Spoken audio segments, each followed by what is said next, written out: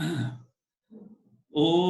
Jnanatimirandasya Jnananjana Shalakaya Chakshurunmilitam Yena Tasmai Shri Guruve Namaha.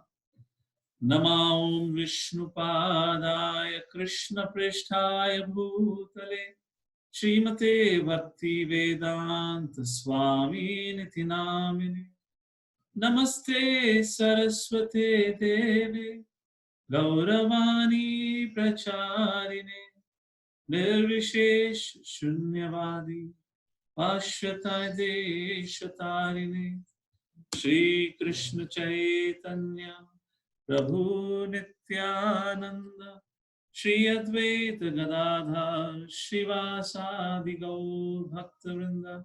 Everyone together, raise your hands high up. Hare Krishna, Krishna Krishna, Hare Hare, Hare Ram, Ram Ram, Hare Hare. Hare Krishna. So we welcome you all for today's discussion. Just give me a quick second. I need to make a slight change in my presentation and we'll begin right away.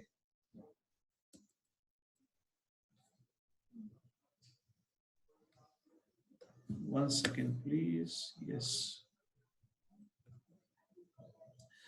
So we are on the Vana Parva, and yesterday we discussed about Lord Shri Krishna visiting Pandavas. So in yesterday's discussion, we had seen a couple of things. We had seen how Arjuna had returned back from heaven and he met the Pandavas, and then Pandavas decided to live for almost 4 years on the celestial abode of Kubera. And after that, they all came down and then they lived at different places until they reached Kamyakavan. When they reached Kamyakavan, it is there where Lord Shri Krishna along with Satyabhama came and met the Pandavas. And when Krishna and Satyabhama were staying with Pandavas for some time, at that point of time, Markandeya Rishi came. And with the story of Markandeya Rishi yesterday, we concluded our session. So Markandeya Rishi came and there was a good, very interesting discussion between Yudhishthira Maharaj and Markandeya Rishi. And then at the end of the discussion, Yudhishthira Maharaj asked about Markandeya Rishi. My dear great sage, you have been blessed by Brahma to live forever. You can decide whenever you want to quit your life. So can you please tell us about the great personalities, and also can you tell us about yourself, what all you have seen? So that's the time Markandeya Rishi began to speak about his experience, how he always wanted to see the Supreme Personality of Godhead, and the Lord fulfilled his form on one of the occasions when the whole creation was flooded. At the time of the devastation, at that point of time, the Lord appeared to him while sitting on a banyan tree. And then he described the Lord, and then he described how the Lord showed him the whole creation within his belly and showed him the different incarnations. So then he said, that's the time I understood who is Supreme Personality of Godhead, who is the original personality. And Yudhishthira and all the Pandavas and all the sages with a lot of curiosity were looking at Markandeya Rishi. Who is that Supreme Personality of Godhead that you finally found out?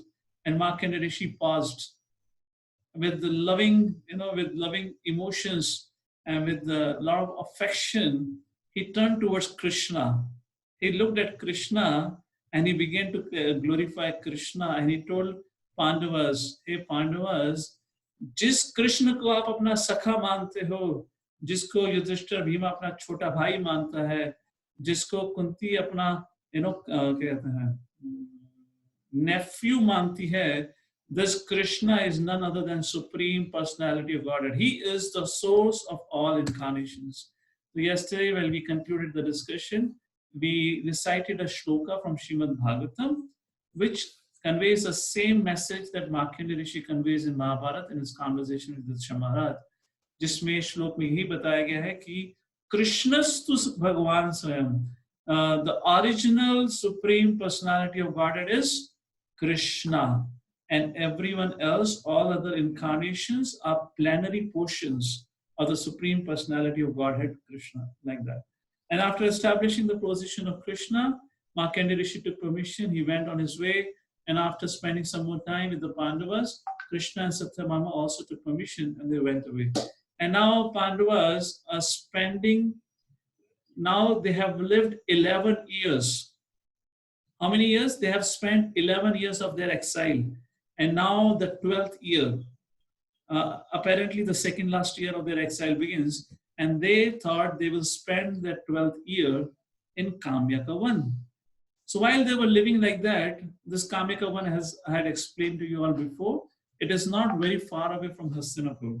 So one day when Brahmana came visiting Pandavas, he was actually traveling through Kamyaka 1 going to Hastinapur.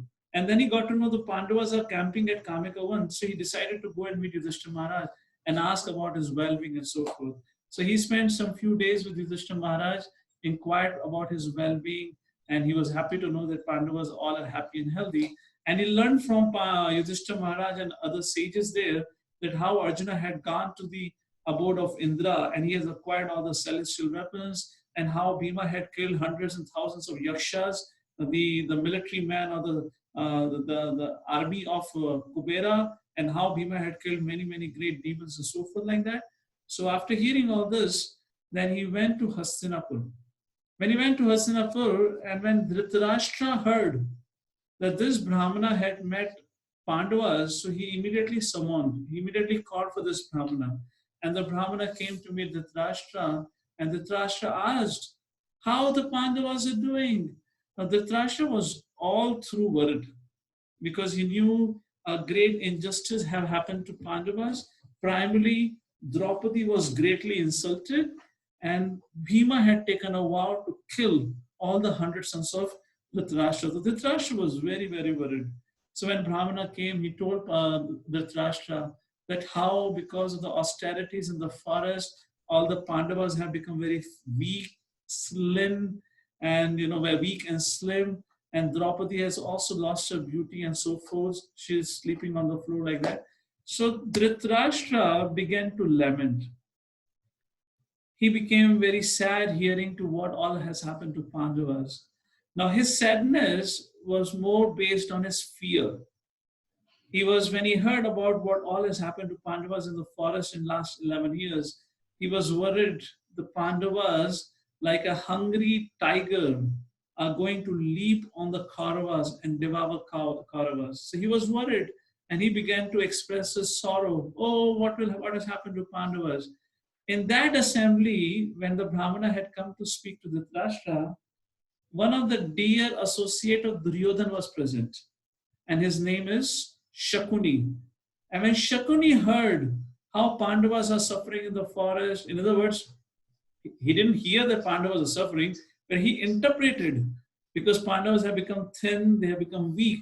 So Shakuni thought that they're suffering. So Shakuni came running to Duryodhana. Duryodhana was not present in the assembly at that time. Duryodhana was sitting with his brother Dushasan and his dear friend Karna. So for the last 11 years, these three people, particularly Shakuni, Duryodhana and Karna, had exploited the wealth of Pandavas.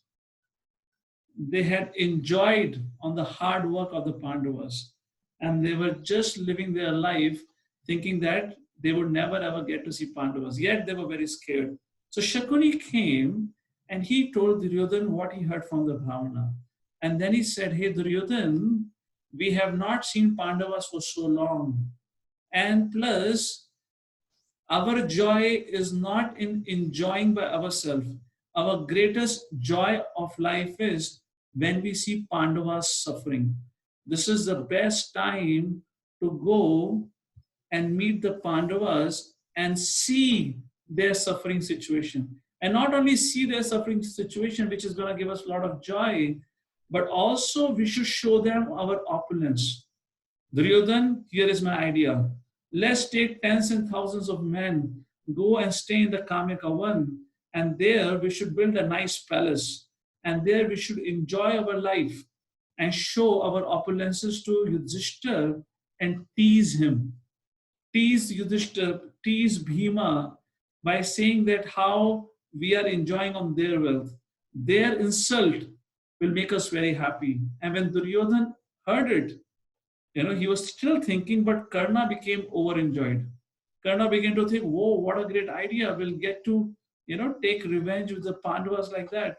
So that's the point of time they all decided that they're going to go and meet Dhritarashtra and take permission. Finally, there's a long story. So Dhritarashtra, although did not wanted to give permission, Dhritarashtra was worried. Dhritarashtra was thinking, these stupid or foolish sons of mine, if they go and meet the Pandavas, if they try to insult Pandavas, Bhima would kill all of them. Anyways, they are so angry. So Dhritarashtra was not in the opinion that Kauravas, particularly Duryodhana, Shakuni, Karna, and Dushasan, should go to the forest. But still, as we know, Duryodhana would not listen to Dhritarashtra, and Dhritarashtra did not have the strength to convince Duryodhana against. So finally, Dhritarashtra agreed, and he lamented more, thinking that I have got a foolish son. He's bringing his own misery. So if you see in this character, apparently Dhritarashtra still had far much more intelligence than Duryodhana. Why? Dhritarashtra was greatly attached, but Duryodhana was very envious.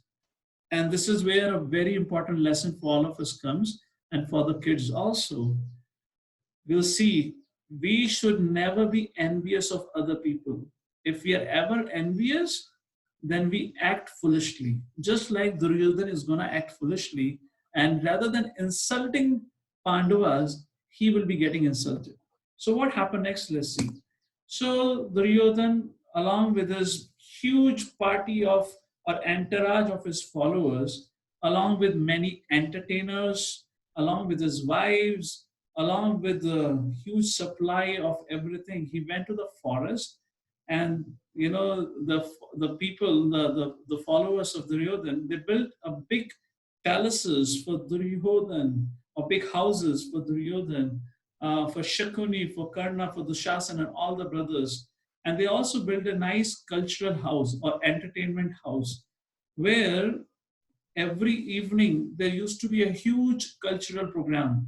They had many dramatists, they had many artists with them, and they had many, a group of dancers who would dance and perform a great cultural event every evening. And at the end of the program, there would be a very expensive and very elaborate feast for everyone. Now here, Duryodhana is showing off his wealth. He's enjoying his life in the forest, and right across the river. So Duryodhana had went and have camped on the other side of the river. And on the other side of this side, there is Yudhishthira Maharaj, who is living in a simple hermitage and performing his 12th year in exile. So Yudhishthira Maharaj is busy performing his tapasya. He's doing fire yajna along with the help of the sages, and Draupadi being present by the side of Yudhishthira Maharaj. And like this, Yudhishthira Maharaj is peacefully spending his time, and Duryodhana wants to insult Yudhishthira Maharaj. So one day, Duryodhana have not yet met the Pandavas. So one day, Duryodhana told to his, the military men, or to his soldiers, go and find exactly where Pandavas are staying. So the soldiers went and saw that on a particular side of the river, the Pandavas had camped, had put their, a temporary stay there. So the soldiers came back to Duryodhana and said, we have found out the exact place where Pandavas are staying. So Duryodhana told all the soldiers, so move everything from here. We are going to go and stay and live right across to their place. So soldiers said, so be it. So they went running to the bank of the river, where they wanted to build another house or another palace for Duryodhana and all the brothers. At that point of time, when they went there, suddenly they heard a sound. Stop!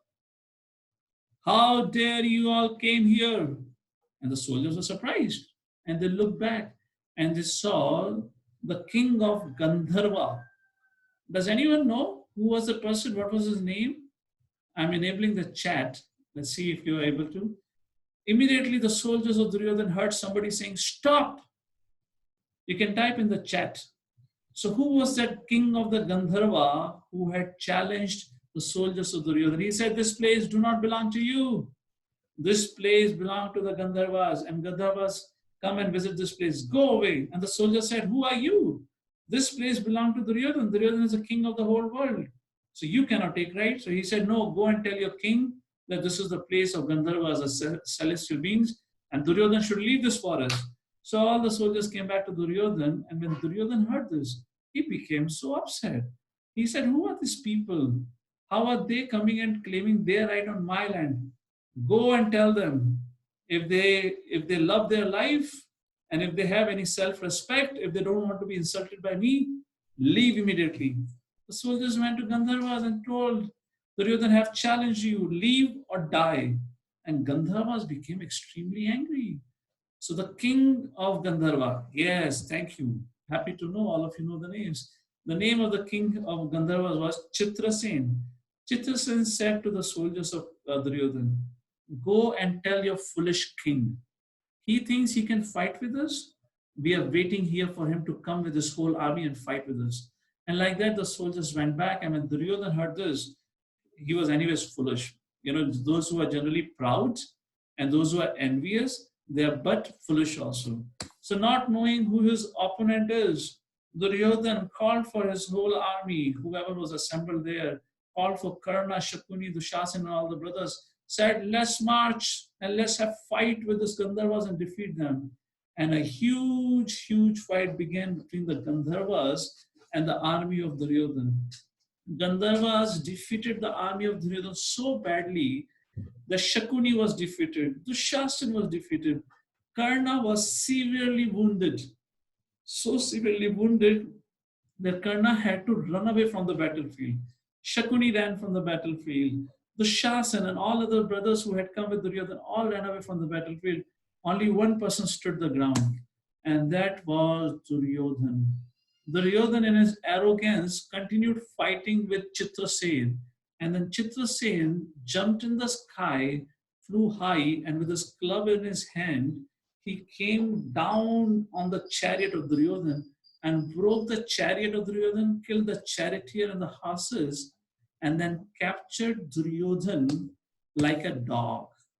Just like a hunter, when he goes to a forest and he captures a wild animal, similarly, Chitrasen and the Gandharvas captured Duryodhana, and who all had remained behind. Was such a great insult done to Duryodhana. Duryodhana was utter shock. And that time Chitrasen said, let us take him back to the heaven and we'll bring him to Indra so that Indra can decide what punishment should we give to this arrogant prince whose name is Duryodhana. Like that, Chitrasen put him on his chariot, just like a hunter put a captured wild animal in his net, and he drags him. Similarly, Chitrasen began to, keeping him chained, put him into his chariot and began to ascend to heaven. At that point of time, some of the soldiers who had survived on the hands of Gandharvas, they came on the other side of the river and they went to the hermitage of Pandavas and they fell at the feet of Yudhishthira Maharaj. Pahimam, Pahimam, Raksha Kariye, Hamari Raksha Kariye. And Yudhishthira was surprised. Yudhishthira could recognize that they are the soldiers of Parva army. And Yudhishthira asked, what happened? And then that soldier said, actually, our royal prince, the most brave, the most chivalrous king or the prince or the son of Dhritarashtra, the eldest son of Dhritarashtra, the most favorite of the citizens of Hastinapur, that great prince has been defeated and has been captured by Gandharva king Chitrasen. Please, please help us. So Bhima was standing there. Bhima began to laugh. Bhima said, fantastic. What we would have done and what trouble we would have taken to defeat Kauravas and Duryodhana, our task had been easily accomplished by Chitrasen, Gandharvas, Hari Bol. Hey, that's a wonderful opportunity. We should enjoy, we should be happy. And moreover, we know why Duryodhana came here. Duryodhana came here to insult us by showing his opulence. Jaisi Karni, Vaisi Bharni, because he wanted to cause us harm, he wanted to insult, he has got insulted. We are not going to help you, get lost. So Bhima was happy. But Yudhishthira Maharaj was not happy with Bhima's response. Yudhishthira Maharaj told Bhima, Bhima, you cannot speak like this for your own brother Duryodhana. Duryodhana, after all, is your cousin brother. Okay, well, we may have differences of opinion. When we come together, we may not like each other, but for an outsider, we are one. We are one Kaurava family. We are not 105, we are 105 together. Arjuna, Nakul, Sahadev, and Bhima, I order you to right now, right away, go and rescue Duryodhan from the clutches of Chitrasen. I personally could have gone and done it, but because I have taken a vow to perform this fire yajna every day, I cannot lift a weapon and commit an act of violence. Right now, you leave. And at that point of time, Arjuna took a vow. My dear king, my dear elder brother Yudhishthira Maharaj, as you sow, so shall that happen. I take a vow. Either Chitrasen, on my request, would leave Duryodhan, or else I will be forced to pick my weapon and fight with Chitrasen. Like this, Duryodhan, Nakul, Sahadev, and I believe Bhima also went along. But Arjuna had actually played a major role. And he went to go and rescue Duryodhan from Chitrasen. Something very important. Duryodhan came to insult Pandavas. In fact, who got insulted? Duryodhana. So a very important lesson that our scriptures teaches us, and that is, we should never ever wish inauspicious for others, because it always falls back. And this particular instruction is given by Mother Sunati to her son Dhruva Maharaj. Some of you might not know Dhruva's story, some of you might have heard, but in future, Krishna willing, if we have time, we'll speak about Bhagavatam stories also. So it's very important. We should never be envious of others, because enviousness makes us foolish, and we should never think ill for others. We should not wish inauspicious for others. Duryodhana did that, and he got a reaction. So Arjuna, sitting on the chariot of the Kaurava king, he went, chased after Chitrasen, and he challenged. First of all, he requested Chitrasen and the Gandharvas that please set him free, because he's our brother, and my king, my eldest brother, have requested me to set Duryodhana free. So Gandharva soldiers who were there, they said, we don't hear to anyone except for Chitrasen. Who are you to order us? And so they challenged Arjuna to fight. Then Arjuna and the Gandharvas began to fight with each other. And it was a very, very terrible fight. Arjuna single-handedly killed many, many Gandharvas. Many Gandharvas were injured. And when Chitrasena looked back and he saw how his army is routed by Arjuna, so Chitrasen came forward and began to fight.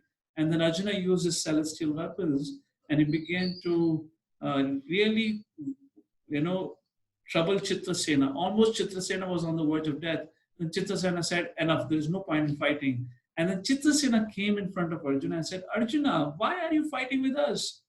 We are friends, we are on the same side. But you don't know what has happened, why Duryodhana had come. We are sent here by your father Indra, because he learned about the intention of Duryodhana. Duryodhana wanted to come and wanted to come here to insult you. So Indra asked me to come and capture Duryodhana to bring to him so he can punish him. We are on the same side. And because you don't know this story, Yudhishthira Maharaj doesn't know the story, that's the reason Yudhishthira Maharaj asked you to come and rescue Duryodhana. So why don't we go and ask Yudhishthira Maharaj, let him decide, I'll tell him the side of the story, and if he still wants me to leave Duryodhana, I will. Arjuna said, yes, that's a good point. Let us go and ask Yudhishthira Maharaj. You can tell him this story, that how Duryodhana had come here to insult us, and Duryodhana, whatever Yudhishthira Maharaj decide, we shall do so.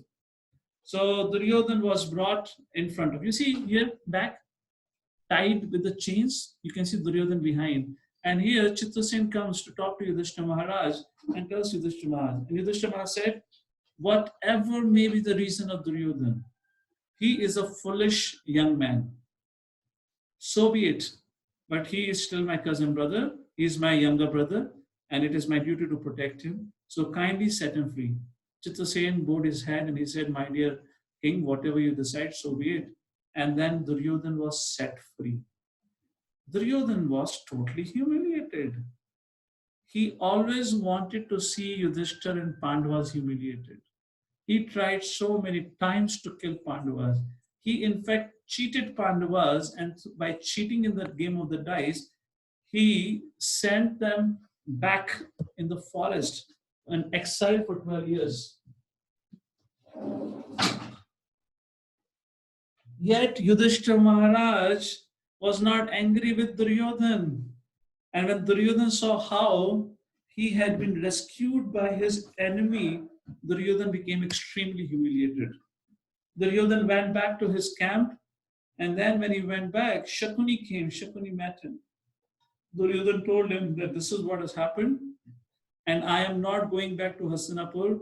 Shakuni called for Dushasan, and today I declare Dushasan will be the next king of the Hastinapur. I am not going to go back to Hastinapur. I am going to fast until death. Shakuni was shocked. What are you talking? He said, no, I have made my determination. I'm not going back. So Shakuni went away. And then Karna, who got recovered from his injuries, when he heard Duryodhana have come back, so Karna came to meet Duryodhana. Karna came to meet Duryodhana, and Karna said, oh, great king, you are such a powerful king. You alone defeated all the Gandharvas.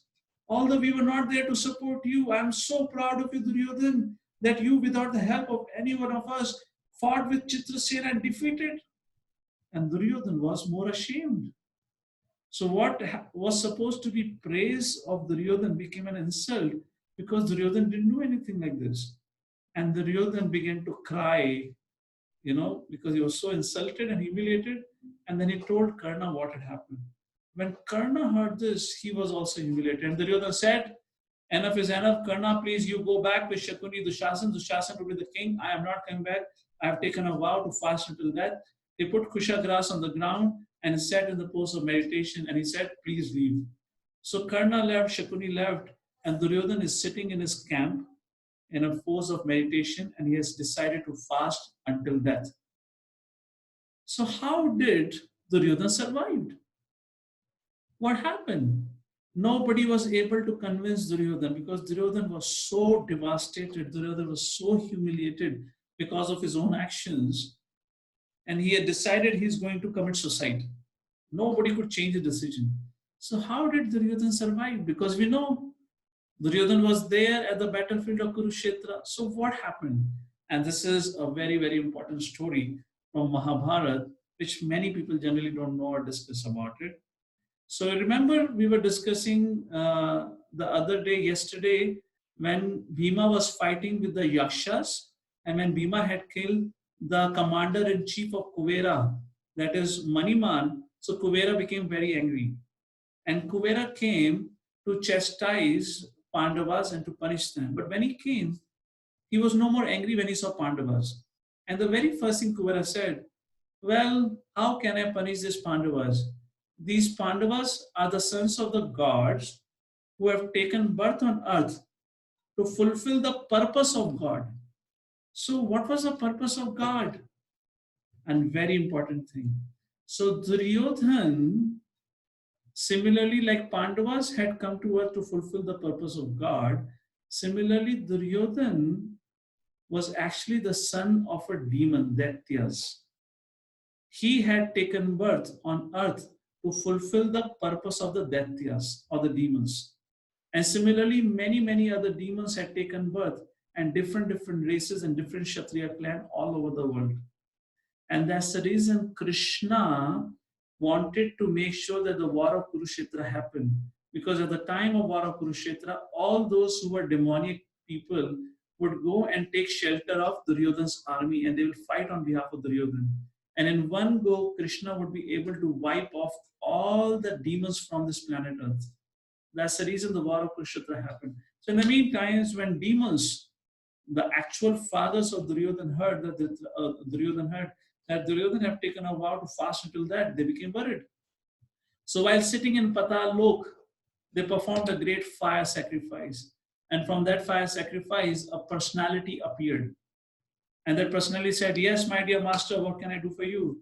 And the Danav Raj said, go to planet Earth immediately and bring Duryodhana here immediately. That personality disappeared and appeared in Kamyaka 1 in the camp of Duryodhana and lifted Duryodhana and brought him immediately in front of the Danav Raj. And Duryodhana was not aware. And when Duryodhana opened his eyes, he was shocked. He saw himself to be present somewhere else. And then the Danav Raj and other Daityas began to glorify Duryodhana. and they told Duryodhan, don't be so foolish. You don't know who you are.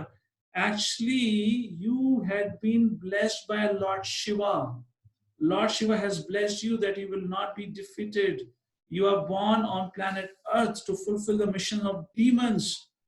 Don't you know? And when the war of Kurukshetra would happen, Duryodhan, at that point of time, all of us, all the demons, would come on your side and fight against Pandavas. In fact, the invincible Dronacharya, Bhishma Pitama, we demons will enter in their mind and will also corrupt them. And these people will fight on your side. And Karna, you don't know who Karna is. Karna is a very, very powerful demon. In his previous life, he was called as Sahasra Kavach, and who was killed by Narayan Rishi in his previous life. And this Sahasra Kavach has appeared particularly to kill Arjuna. And nobody could protect Arjuna from the hands of Karna. So when Duryodhana heard like this, he became encouraged. And demons told him, you know, कभी किसी का समय अच्छा होता है, कभी किसी का समय बुरा होता है, तो हो सकता है तुम्हारा समय आज अच्छा नहीं था, इसलिए तुम हार गए. But put faith in our words. When the war of Kurukshetra would happen, we all Danavas will appear to support you and fight against Pandavas, and you will be victorious.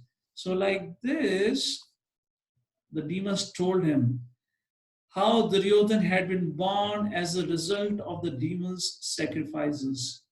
They had obtained him as a boon from Shiva. His body was made of thunder and was virtually invincible. He was being supported by the kings who were themselves powerful Danavas incarnated on earth. United in the battle, he would doubtlessly destroy his enemies, other great demons, at the battle of Kurukshetra. So like this, being encouraged and inspired by all the Danavas, Duryodhana went back to planet Earth. He came out of his meditation and he called for Karna and Shakuni and he told them, I have changed my mind. I'm not going to die. So let's go back to Hastinapur. And Karna and Shakuni were happy. So they all went back to Hastinapur. However, Duryodhana was every single day thinking how to take revenge. I have been insulted by Pandavas. We have to ensure that the Pandavas never return back to Hastinapur. At that point of time, Duryodhana wanted to do a far greater sacrifice than what Yudhishthira had done. Yudhishthira Maharaj had done Rajasuya sacrifice. So that time Duryodhana thought, let me do a sacrifice which is far greater than Rajasuya sacrifice. But for that you require a lot of wealth. So that is the time when Karna, just like Arjuna had traveled all over the world to acquire wealth, similarly Karna went out for 1 whole year. And he traveled all over the planet Earth and acquired a huge amount of wealth and brought it back for Duryodhana. And like that, Karna established his dedication towards the cause of Duryodhana. And Karna became a very, very trusted aid of Duryodhana. So like this, after acquiring all the wealth, so they performed a sacrifice. The Brahmana said, Duryodhana, you cannot perform Rajasuya sacrifice right now, but you can perform another sacrifice which is as great as Rajasuya, that is Vaishnava Yajna. So like that, Vaishnava sacrifice was performed. Duryodhana was successful in performing. There is a lot of details given about it in Mahabharata, so I'll not give it. So one day when Duryodhana was sitting in his palace and thinking, how can I further insult? The purpose of this sacrifice was to insult Pandavas, just to show them that Duryodhana and they all are very powerful. So then one day, great sage Durvasa Muni entered. Durvasa Muni, I will conclude with this because our time is up. I'll continue the story next time, but I'll give you some little bit information about Durvasa Muni. Now, Durvasa Muni is a very, very powerful sage. He's a son of Atri and Anasuya. Atri and Anasuya, one day when they were performing tapasya, Brahma, Vishnu, Mahesh had appeared to Atri Muni. And then they had blessed Atri Muni that we will appear to you in our incarnation. So through Brahma, Chandra, the moon god appeared, who became a son of Atri and Anasuya. From Lord Shiva came Durvasa Muni, who became the son of Atri and Anusi, and similarly from Lord Vishnu came Dattatreya. So the brothers of Durvasa Muni are Chandra and Dattatreya. However, the difference between Durvasa Muni and Chandra and Dattatreya is Durvasa Muni is very short-tempered. He gets angry very easily, and he is very particular about etiquettes. And he makes sure that whoever is serving him do not make any mistake. If they make even a small mistake, then he curses them. So like this, when Durvasa Muni came to Kaurava's Hastinapur, and when Duryodhana heard that Durvasa Muni had come, he decided to make sure that he pleases Durvasa Muni by the best means. And like that, he arranged for an incredible facility for Durvasa Muni. Durvasa Muni had traveled with 10,000 sages. And for 10,000 sages and Durvasa Muni, Duryodhana had made a tremendous arrangement. And being pleased by the service of Duryodhana, Durvasa Muni blessed him. So one thing was with Durvasa Muni was he can be very easily made angry. He can very easily be, if he's pleased, which was difficult to please him, he will bless you. But if he's made angry, then he would immediately curse you. And he can become angry at a very short things. Similarly, Mother Kunti had also pleased Durvasa Muni. And from Durvasa Muni, she had got the blessing, the mantra, that she can chant the mantra and any devta would appear to her. So being pleased by Duryodhana, Durvasa Muni said, Duryodhana, I am very pleased. Please ask me for a benediction. And Duryodhana said, my dear sage, I have everything by your blessing. By the blessing of the Lord, by the blessing of sages like you, I have everything. But I am very disturbed. I am very sad. My elder brother Yudhishthira Maharaj is living in the forest for last 12 years. Please go and visit him and bless him. He desperately needs your blessing. Now it's very, very difficult to please Durvasa Muni. And Durvasa Muni is accompanied with 10,000 sages. How would Yudhishthira Maharaj serve food to Durvasa Muni? So Duryodhana actually didn't ask for a blessing. Through the blessing, he actually wanted to trick Durvasa Muni so Durvasa Muni can go and curse Yudhishthira Maharaj. And like that, Durvasa Muni went to the forest and went to meet Pandavas. What happened when Durvasa Muni met Pandavas? And in fact, Duryodhana had particularly told when should Durvasa Muni should go and meet Yudhishthira Maharaj. He had given a time, at the time when Draupadi finishes her food. And he said, Durvasa Muni, you should go and meet at such time and Pandavas will be very happy. So now Draupadi had finished eating her food and Akshay Patra cannot produce any more food. And Durvasa Muni is standing on the door with 10,000 disciples and he is hungry. How would Yudhishthira Maharaj now feed Durvasa Muni and 10,000 sages? And if Yudhishthira Maharaj is not able to feed and satisfy Durvasa Muni is going to curse. And if Pandavas are cursed by Durvasa Muni, Duryodhana's purpose is resolved. Pandavas would never ever get a chance to return back to the kingdom, and Pandavas forever would be doomed because of the curse of Durvasa Muni. Duryodhana was extremely happy that now I am going to be victorious and Pandavas will be defeated forever because they cannot please Durvasa Muni. So what happened between Pandavas and Durvasa Muni? And how did the Pandavas save themselves from the curse of Durvasa Muni? We shall discuss all this when we meet next time. So thank you so much for all your kind attention. We'll continue our discussion. We are on the last episode of Vana Parva, where we'll see how Durvasa Muni and how Yudhishthira Maharaj was able to please Durvasa Muni. And after that, we'll see the very famous incident of the Yaksha kidnapping, or not kidnapping, the killing the 4 brothers of Yudhishthira Maharaj. And there was a question answer between Yudhishthira Maharaj and the Yaksha. And the final incident that happened in Vana Parva was kidnapping of Draupadi by Jayadratha. So when we meet next time, we'll discuss these 3 cases and then we'll enter into the 13th year of the Vanvas, which is called as Virat Parva, which is the 4th Parva of Mahabharata, which we shall discuss in the future sessions. So with that, thank you so much for all your kind attention and sincerely coming every day for this Mahabharata sessions. Hare Krishna. Srila Prabhupada ki jai.